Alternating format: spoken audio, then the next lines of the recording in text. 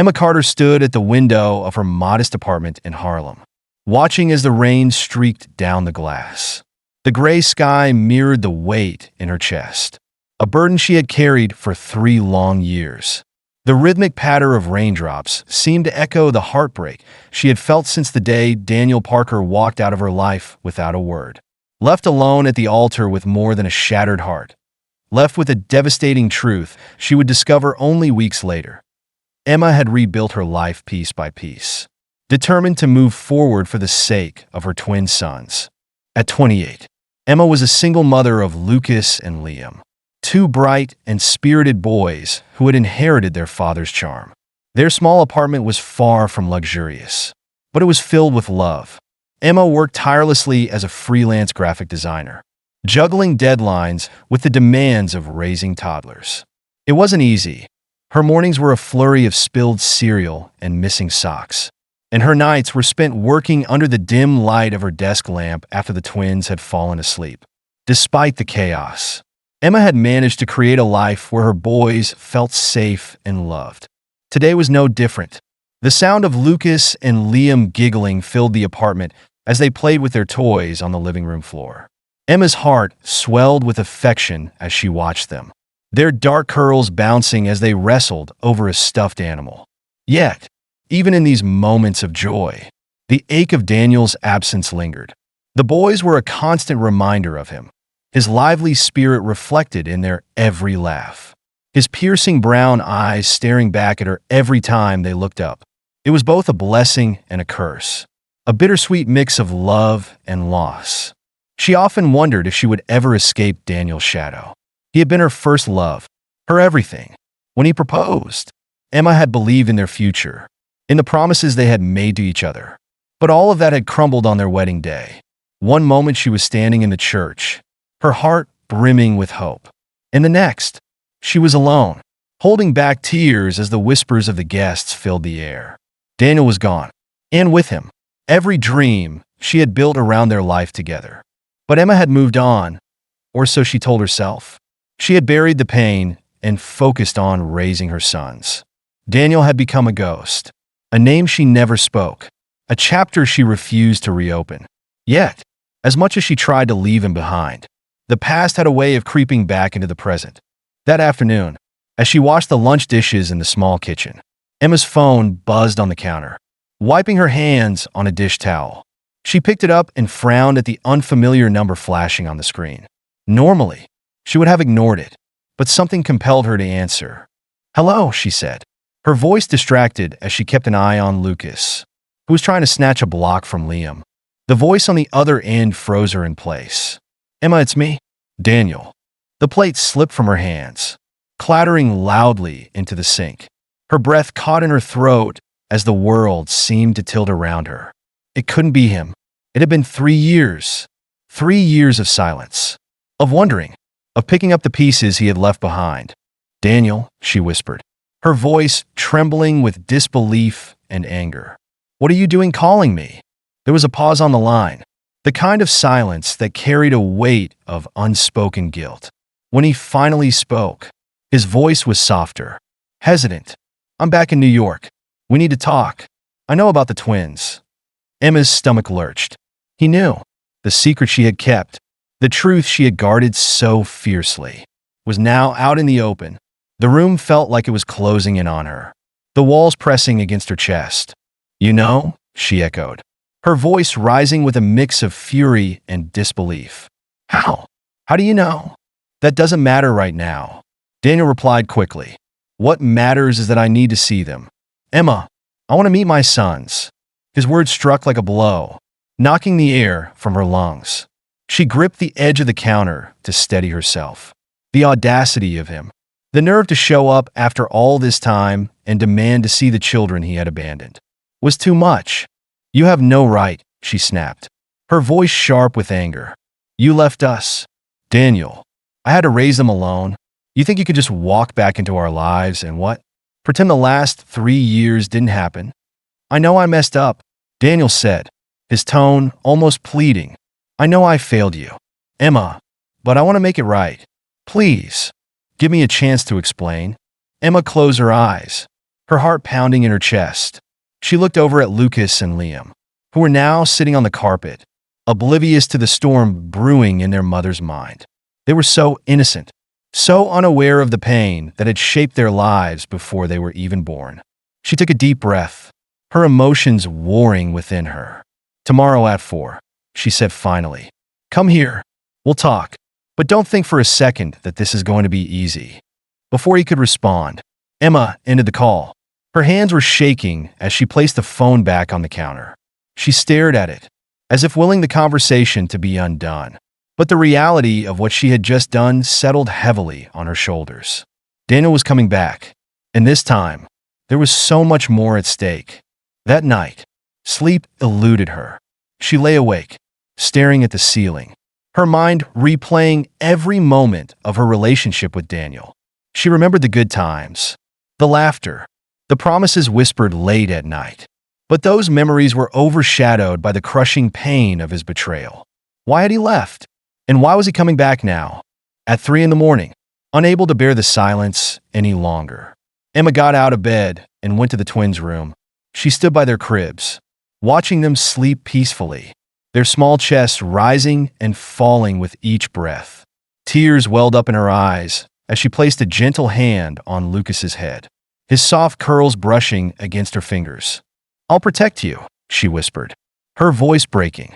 "No matter what, I'll fight for you." As dawn broke over Harlem, Emma prepared for the day ahead, knowing it would be one of the hardest she had ever faced. The rain had stopped, but the storm within her had only just begun. The morning rain had stopped, leaving the streets of Harlem glistening under a pale sun. Emma Carter barely noticed. Her mind was consumed by the thought of Daniel Parker, his voice, his audacity, and the undeniable pull of the past he represented. She moved mechanically through her morning routine, dressing Lucas and Liam, making breakfast, and answering emails from clients. The twins giggled as they played with their cereal, blissfully unaware of the upheaval their mother was facing. By mid-afternoon, Emma's nerves were on edge.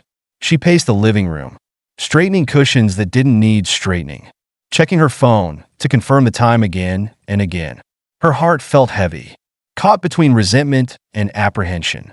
She glanced at Lucas and Liam playing on the carpet, their toys scattered around them. They were her entire world, and the thought of exposing them to the man who had once shattered hers filled her with a fierce protectiveness. At precisely 4 p.m., there was a knock at the door. Emma froze, her breath catching in her throat. For a moment, she considered ignoring it, pretending she wasn't home, but the inevitable couldn't be delayed. Taking a deep breath, she walked to the door, her hands trembling slightly as she gripped the knob. When she opened it, Daniel Parker stood there, looking much the same, but with subtle differences she couldn't ignore. His sharp features were softened by something that resembled regret, and his confident posture carried a hint of hesitance. His dark coat hung over his broad shoulders, beads of rain clinging to its surface. His eyes, once so full of certainty, now seemed clouded with uncertainty. "Hi, Emma," he said, his voice low, almost hesitant. She stared at him for a moment, searching for the man she had once loved in the face of the stranger before her. "Come in," she said finally. Stepping aside, Daniel entered, his gaze sweeping over the modest apartment. His eyes lingered on the details, the small kitchen table, the worn couch, the toys scattered across the floor. Then he saw them, Lucas and Liam, sitting on the carpet, their dark curls and bright eyes so unmistakably his. Daniel froze, his breath catching as he took in the sight of his sons for the first time. "They're beautiful," he said softly, his voice filled with awe. Emma crossed her arms, her posture defensive. "They're more than beautiful, Daniel. They're incredible, and they don't know you." "Not yet." Daniel turned to her, guilt flashing across his face. "I know. I have no excuse for the time I've lost, but I want to make it right. I want to know them." Emma's eyes narrowed. "Make it right? Do you even realize what you've done? You disappeared, Daniel. You left me, left us. I had to rebuild everything from nothing. And now you think you can just walk back and like nothing happened?" Her words hung in the air, sharp and heavy. Daniel looked down, his jaw tightening. "You're right," he admitted quietly. "I don't deserve forgiveness. But I've thought about you and them every day. I made a mistake, one that I regret more than anything. Please, Emma, just..." Emma stared at him, her emotions a whirlwind of anger, pain, and something she couldn't quite name. She wanted to believe him, but the memories of his betrayal loomed large. "It's not that simple," she said, her voice trembling. "You can't just decide to be a father now. After all this time." "I know," Daniel replied. He turned back to Lucas and Liam, his expression softening. The boys were watching him curiously, their innocent faces unaware of the storm swirling around them. "But I want to start now, if you let me." Emma's chest tightened. She looked at her sons, their laughter filling the room as they resumed playing, and felt the weight of her decision. She couldn't deny them the chance to know their father, but she also couldn't risk letting Daniel hurt them the way he had hurt her. "You'll have to prove it," she said finally, her voice firm. "This isn't about me, Daniel. It's about them. If you're serious, you'll have to show me." "I will," Daniel promised, his voice steady. "I'll do whatever it takes."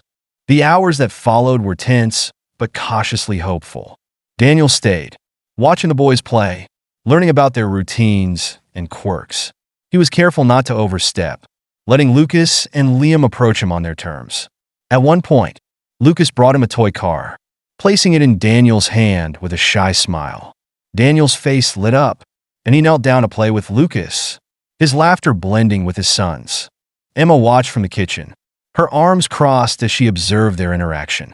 She couldn't deny the natural connection between Daniel and the boys. But a part of her remained guarded. Trust wouldn't come easily, not after everything he had put her through. When it was time for Daniel to leave, he hesitated at the door. "Thank you for letting me see them," he said. "I know I have a lot to prove, but I won't let you down." Emma nodded, her expression unreadable. "We'll see, Daniel." After he left, Emma sat on the couch, her mind heavy with thoughts. She looked at Lucas and Liam, who had returned to their toys without a care in the world. For them, it had been just another day. For Emma, it was the beginning of something she wasn't sure she was ready for. But as she watched her sons, she knew one thing for certain. She would do whatever it took to protect them, even if it meant facing the man who had once broken her heart. The days after Daniel's visit were a mix of cautious hope and lingering tension. Emma Carter found herself questioning every decision she had made in the last 3 years. She had done her best to provide for Lucas and Liam, giving them the love and stability they deserved. But now, with Daniel's sudden return, everything felt uncertain. Daniel kept his word. He began visiting regularly, showing up on time and making a genuine effort to connect with the boys. At first, Lucas and Liam were shy, keeping their distance as they observed this new presence in their lives. But Daniel was patient, sitting on the floor with their toys, letting them set the pace. Slowly, their initial hesitation melted away. Lucas was the first to warm up, handing Daniel a toy truck and giggling when Daniel made engine noises. Liam followed soon after, climbing into Daniel's lap during story time. Emma watched these moments from the sidelines, her emotions a swirl of gratitude and apprehension. It was impossible to ignore the bond forming between Daniel and the boys, but she couldn't shake the fear that he might let them down. She had been burned once. She couldn't afford to let it happen again, especially not to Lucas and Liam. One afternoon, while the boys napped, Emma confronted Daniel. They sat at the small kitchen table, the late afternoon sunlight streaming through the window. "Why now, Daniel?" she asked, her voice calm but firm. "Why are you really here? Is this about easing your guilt? Or do you actually want to be their father?" Daniel leaned forward, his hands clasped tightly together. "Emma, I know I don't deserve your trust, not after everything I did, but I'm here because I want to be a part of their lives. I don't want to miss another moment. They're my sons, and I'm going to do whatever it takes to prove that I'm committed." Emma studied him, searching for any sign of insincerity. But his eyes, usually so confident and guarded, were open and vulnerable. For the first time, She allowed herself to believe that he might mean it. "You have a long way to go," she said quietly. "This isn't just about showing up. Being their father means consistency, responsibility, and putting them first. Can you do that?" "I will," Daniel said, his voice steady. "I won't walk away again. Emma, I swear it." As the weeks turned into months, Daniel's presence became a regular part of their lives. He took the boys to the park, read them bedtime stories, and even learned how to cook simple meals for them. Lucas and Liam adored him, their laughter filling the apartment whenever he was around.